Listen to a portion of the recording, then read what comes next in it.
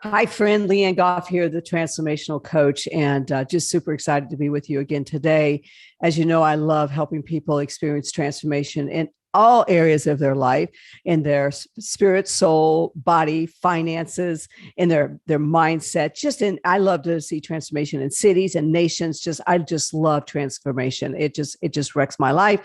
So much more than just a touch or a change. We are after transformation in every area of our life. That's what really impacts others' lives. So I have an incredible guest with me today. I interviewed her husband recently, and we had a great time, Dan Valentine. And then his beautiful bride is with me today, the better part of him. And I tell you, for Ray and I, Dan and Megan have been such an impactful part of our lives this last couple of years, especially as mentors in our coaching business. And they have just made us better people, caused us to think bigger, dream bigger, and just show up better. So, Megan, it's really great to have you here today. Thank you for joining me. Oh, Leanne, it's great to be with you. Excited to hang out. Well, Megan and I were talking before we jumped on this. And in fact, Ray and I were just with Megan and Dan in Utah last week. We had an incredible time just leaning hearts together in our company and just being with higher level leaders and thinkers, and just makes me so much better. So Megan and I were talking before we got on to the podcast here, and Megan, there's going to be a lot of people out there. They're all over the world. This is an incredible opportunity to present what we're doing for the kingdom of God everywhere. And so one of the things I love about you, Megan, is that you are not just a dreamer, you are a huge, I mean, I don't think there's any word you use, extravagant, like incredible, whatever, but you are such an amazing dreamer, and you help people dream all the time. You have resources, you actually do events about dreaming. And so could you just take myself and our listeners today just on a little journey? Did you come out of the womb? Like I asked somebody recently, did you come out of the womb dreaming? Did you just wake up one morning, you were dreaming? I mean, what brought you, in my world, you're the queen of dreaming, and you're the queen of helping others dream. So how did you come about to be such a phenomenal dreamer and help other people dream so big? Okay, well, I'll start by saying no, I did not come out of the womb this way at all. I'm a Midwest girl from a middle class family. I always had enough and just a little bit extra, but I didn't really want for all the things. But in my time, about 16 is when I gave my life to the Lord, and I knew that He could turn my pain into purpose. I had hit rock bottom at a really young age and said, okay, I have really tried to do this my way and it's not working out. And I lost a loved one who was really close to me. And that was kind of my trigger moment, one of those before, after moments in my life. And I just said, you know what, God, I will give you 30 days. I wasn't quite sure about how, the big picture of the whole life thing. So I was like, how about 30 days? We'll see how it goes. Well, he created everything in 6 days, so 30 days wasn't probably too hard for right. him. Well, and you and I both know what can happen with your habits in 30 days, right? So I actually literally said, for 30 days, I'm all in. And I changed the way that I live, the people that I surrounded myself with, the music that I listened to, picking up the Bible every single day, just talking to God every day, positioning myself to hear from Him. And that was 26 years ago as of Wow. October 13th. And so Wow. it's been quite a journey. But in that evolution, I found myself continuing to raise my hand and say, God, send me. God, use me. God, I'm available for your work. And in doing that, He continued to open my eyes to new opportunities, new doors to walk through. And then I found myself always knowing that there was more. There was more out there, like an unsatisfied satisfaction, right? Like I could be content with where God had me, but also know, okay, God, where are you sending me next? What's next? And so in this study of leadership, right, I really began to understand how important clarity was, Mm. and the fact that as leaders, as people of God, just in general, like we don't wander our way into great places. Yeah. We have to get clear with where we want to go and what we want to do. And of course, and this is where it gets interesting as I talk with a lot of really spiritual people. They kind of just sit, a lot of people may say, you know what, I believe that God's ordering my steps and I'll just find myself where I need to be. And I trust that God is ordering my steps, but I also see that it's as I acknowledge Him, it's as I'm walking, it's as I'm saying yes, it's as I'm looking that I find myself where I'm supposed to be. And so, yeah, and I think my passion is not just helping people dream, but get so clear on that dream and then be able to Wow. lead from the future and act in the now so they can go back and actually make those dreams happen. I don't want anybody to live in fantasy world, but I actually believe that like the desires of your heart, God placed them there. And so why not get clear on what those are and look for the ways that God is providing for you to create those? Yeah, that is so good. You know, Megan, I've traveled to 34 nations now. I've taken hundreds of teams all over the world, 34 nations. And I'll have people go, well, I'm praying whether I'm supposed to take a missions trip or go to the nations or whatever. I'm like, you know what? He said, go into all the world and preach the gospel. And unless he tells Yep. you no, you're supposed to be going, even if it's across the street. But, for in my world, I'm like, he has to tell me not to go because it's a Yeah, commandment I to go love and that. stuff. So I know, right? And so, take a 2 or 3 minutes and talk about how you dig into not just like you say that fantasy. You don't want somebody just to fantasize, but you actually want to pinpoint those dreams. How do you do that with somebody? It really depends on the person. Some people are freer and easier to like think of kind of like, wouldn't it be cool if kind of concepts, right? But a lot of people that I meet, especially as they've journeyed through life, like they would probably raise their hand and agree that their dreamer is a little bit broken, right? Wow. They set out to dream. I mean, I look at my kids, my 16-year-old girl, my 11-year-old son, they are, oh, I'm going to do this and I'm going to go here and I'm going to be that. And they are free to dream, right? Because they haven't quite yet experienced the pain of disappointment or unmet expectations or the things that life can throw at you, or maybe even the fact that they thought they were capable and got let down and now they just have low self-worth, whatever it is. Mhm. These are the things that I encounter when I talk with people about dreaming. There's all of these, different limiting beliefs or experiences that rise to the surface. So we kind of have to talk about that a little bit. But I really find we have to get out of continually looking back. So many people spend their present looking back. I wish I could change that. I wish I would have done that. I regret that I did that. And there's just no way to live, right? Mhm. And so centering our eyes, fixing our eyes on the future and on straight ahead, and beginning to really just help them, even like that question, well, wouldn't it be cool if what? And I find a lot of people do have a hard time, but I start with different areas. What are some experiences you want to create with your kids? Where would you love to go with your spouse?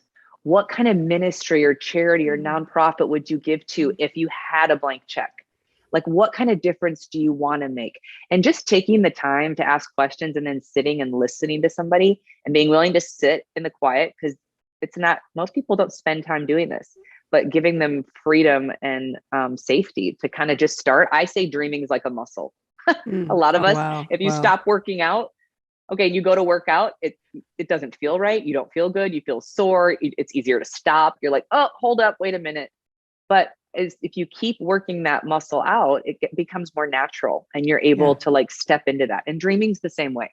Yeah, that's good. That's good. So we have a mutual, really good friend, Corey Baker, and a couple years ago he wrote a book called Chasing Better. Okay, so I was reading that book, and I don't really remember a lot of it, though it was amazing. But one thing that stands out to me of the whole book is he talks about when our kids are in school, and they want to go for ballet, and you're like, yes, you're going to be those beautiful ballerina, or they want to go for the captain football team. Oh, yes, you'll be and whatever, pianist or what? Yeah, you're going to be amazing. This and that. But once they graduate, high school or college, and it's like, well, I think I want to be, a lawyer. Well, are you kidding? You don't like to read, or I'm going to be, an astronaut. It's like, well, good luck with that. And we begin to just, man, press down. And I don't think we mean it purposely, but it's probably because we stopped dreaming. And Yep. so we press those dreams down. What do you see? Even in the church, I mean, the church should be the ones that dream. The church should be dreaming more than anybody, but sometimes they lack dreaming more than anybody. Yeah. People just get into their routines, they get into their rhythms. Have you ever been in a season of life where you're like, how did I get on this hamster wheel? And is this it? Is this like, is this where I stay? Like God just called me here and now this is it. And I meet so many people who feel stuck in the career path, stuck in a marriage, stuck in a city, that they don't love. And I guess I just love to help people see, listen, like you have this one life that I'm just really passionate about that. You have one life to live.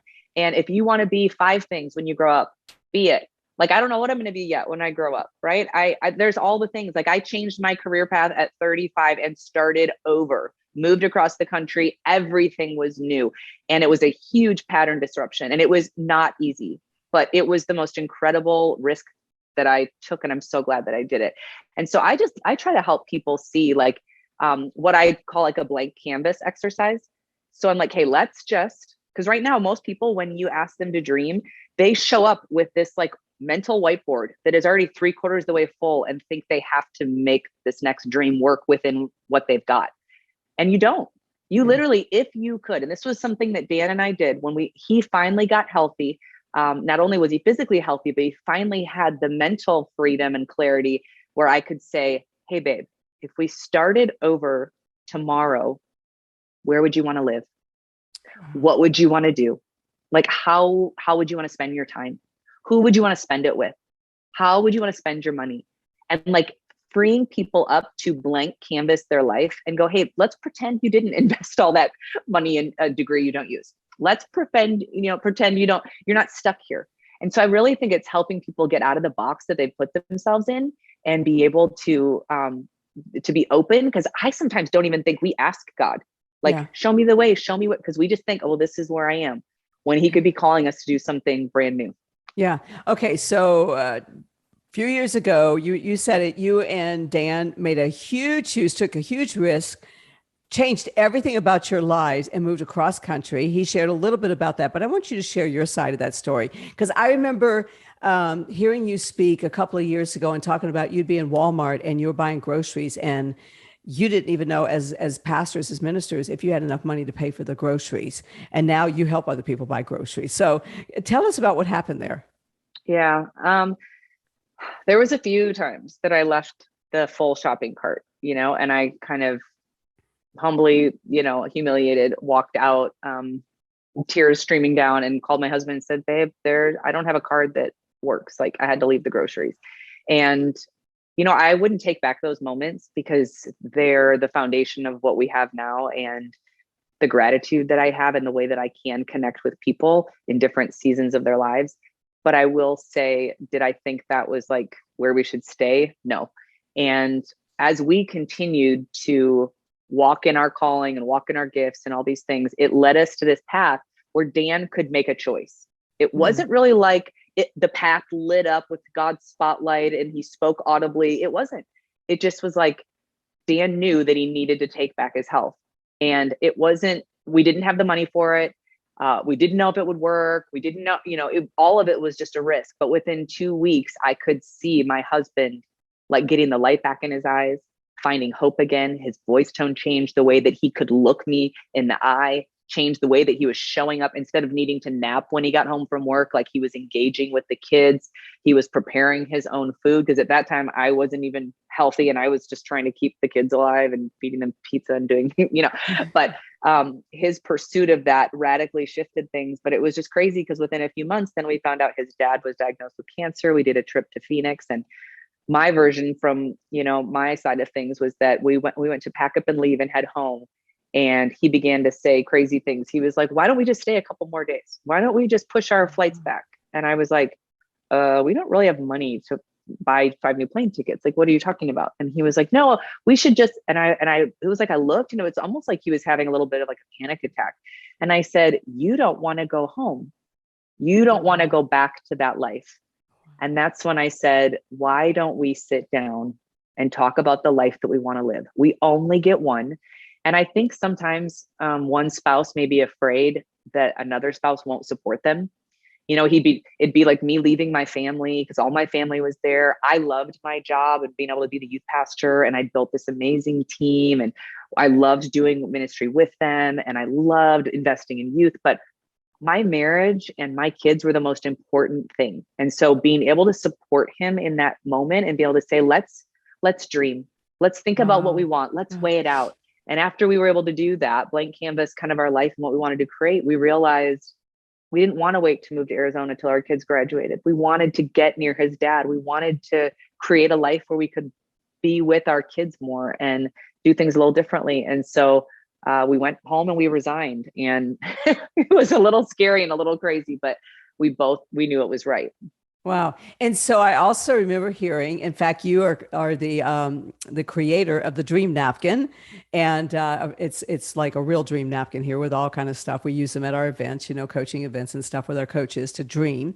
But you guys sat in a restaurant at some time and you just pulled out one of the napkins at the restaurants and you guys began to dream at that point like you'd never dreamed before. Tell us about that.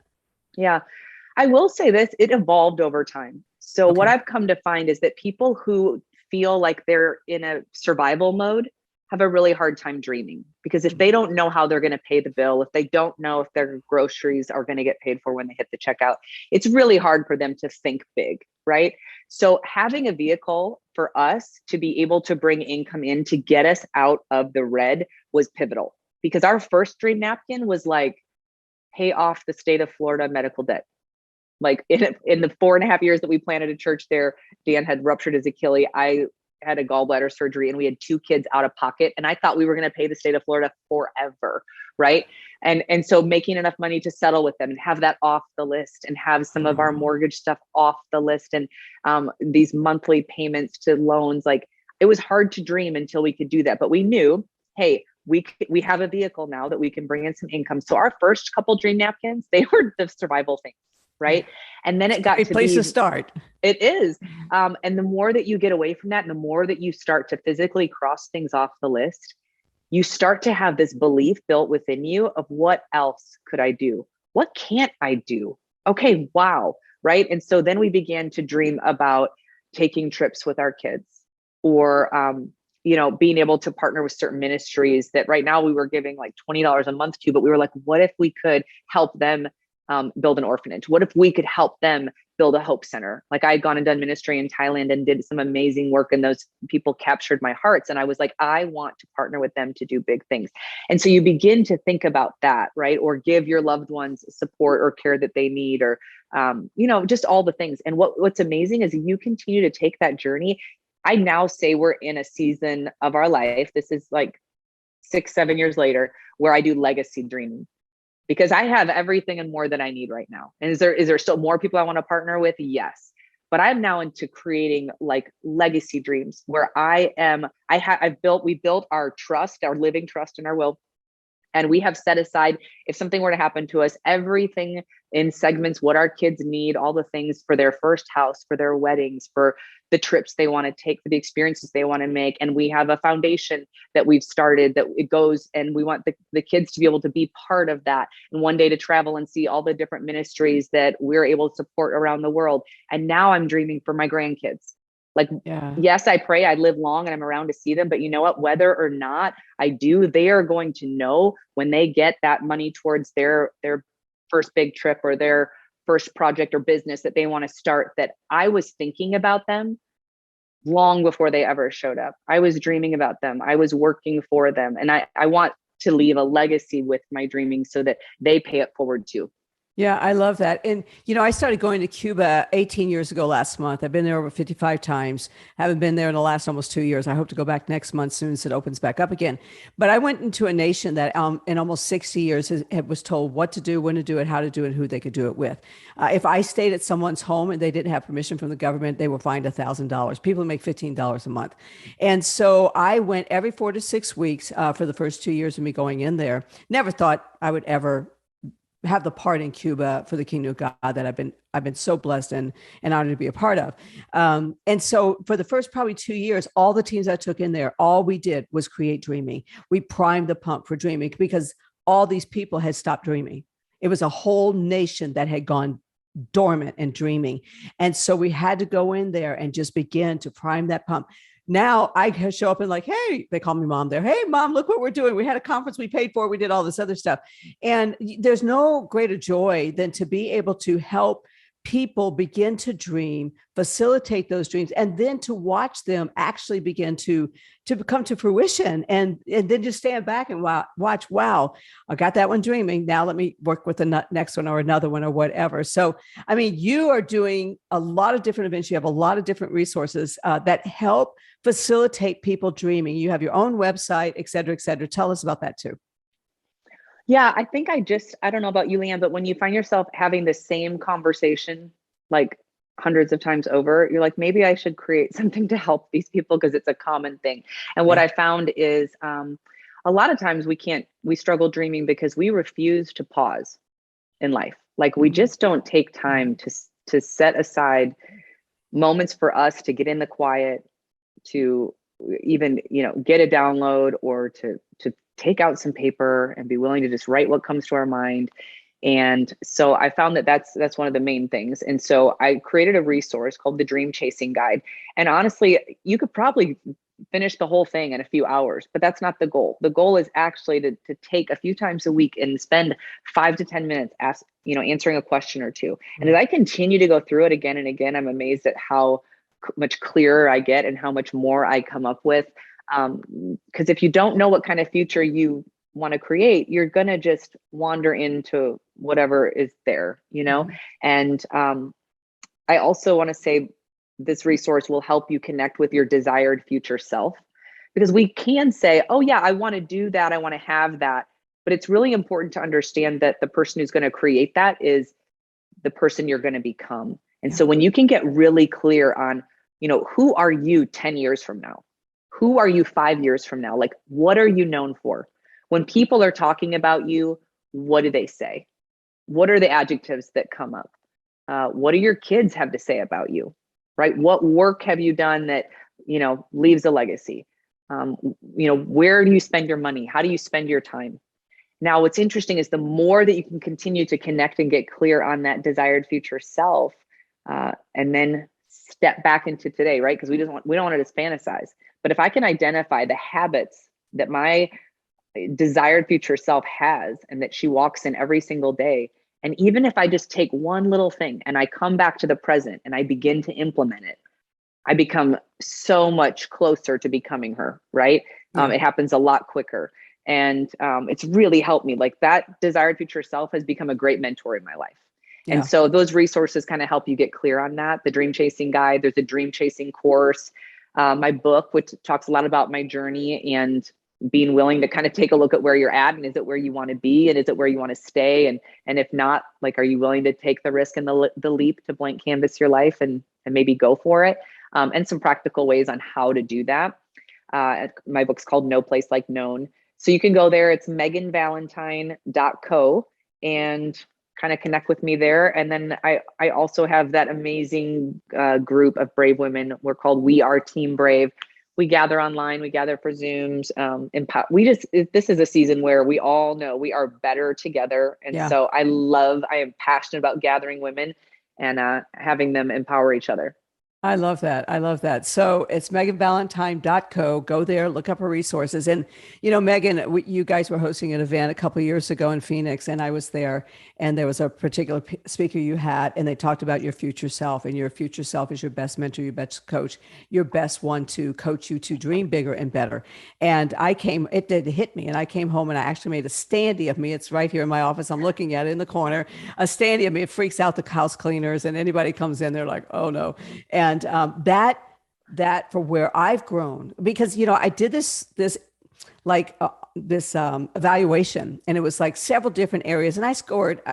Look, my age is enough. It's not because I'm real smart. It's just like I've learned a lot in 65 young years, but it's like about 10 different areas, and I scored like in the 90s on all of them. But on dreaming, it was like in the 70s, and I'm like, what? Because I feel like I dream. I help people dream. I'm like, what in the world is like, why is it so low? And God told me, he says, because you can dream for others, but you don't know how to dream for yourself. Mm. Man, that hit me so hard. And so the future Leanne Goff stands in my corner of my office every time I walk in. She's coaching me to dream bigger, to be better, to think bigger. I mean, just be a greater leader. And I think that's such a powerful statement for us to be able to look at our future self, and go, okay, where do I want to be in a year, 5 years, 10 years? Because we just kind of are living life. A lot of people just like, they go to work, get up, go to work, come home, eat dinner, go to sleep, to get up, to go to work. And it's just this cycle that just keeps going on. And then we lose our way.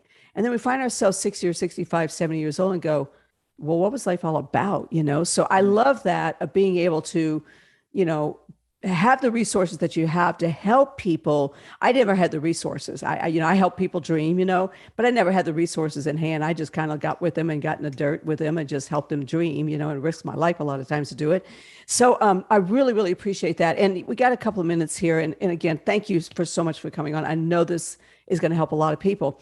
But would you take it before we do sign off? Would you be willing just to release, I don't know if it's a spirit of dreaming or just for people to have the ability. And I love what you said of just kind of be still and know him. That's a great place for start to dreaming. Just be still, because God, thought us up in his mind, created us in his heart.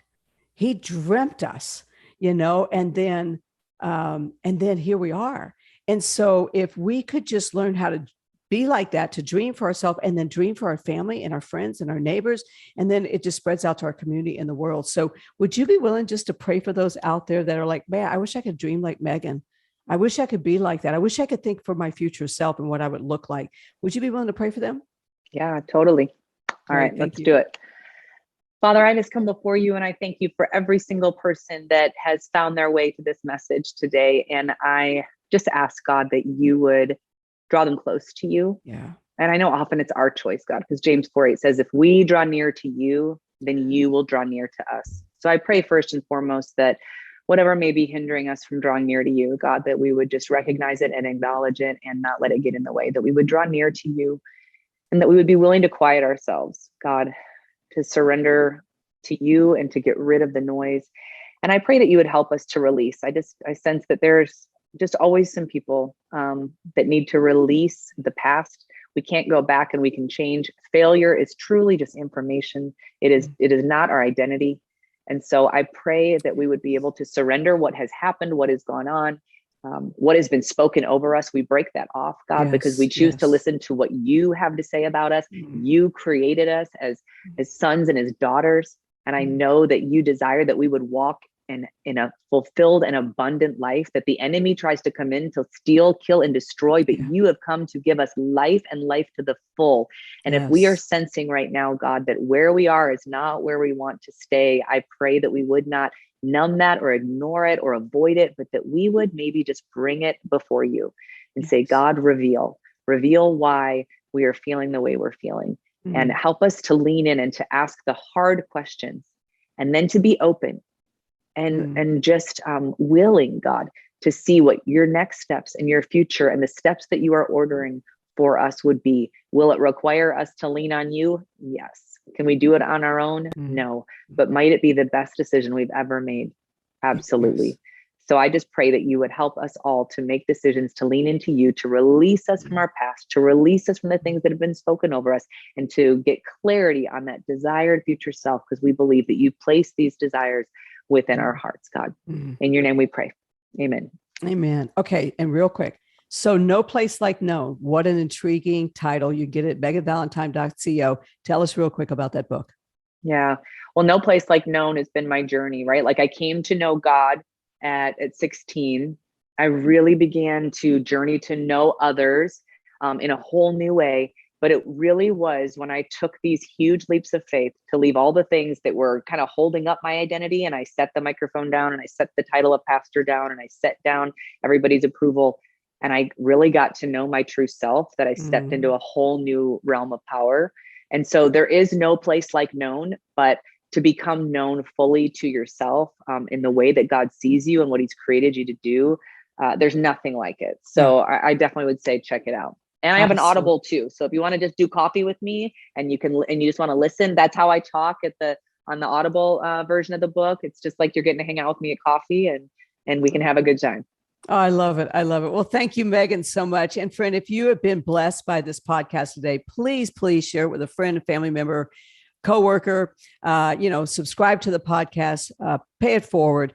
And, anyway, Megan, thanks for being with us today. This has been awesome. And I know a lot of people have been impacted and touched by it. So, all right, friends, thank you so much for joining us today. Leanne Goff, the transformational coach. Until next time, go out and transform the world.